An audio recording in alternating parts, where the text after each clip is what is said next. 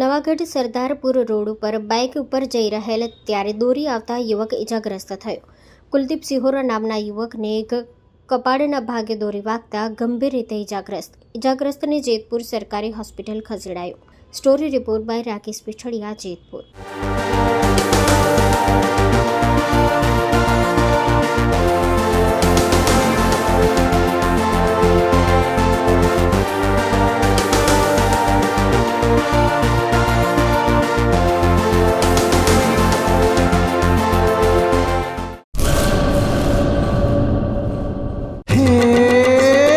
સોનાનો સૂરજ ઉગ્યો રે ખેતરમાં, સાગર લક્ષ્મી બાજરી બિયારણ, લાંબા ડુંડામાં દાણા ભરપૂર, ખેડૂતને આપે ઉપજ ભરપૂર.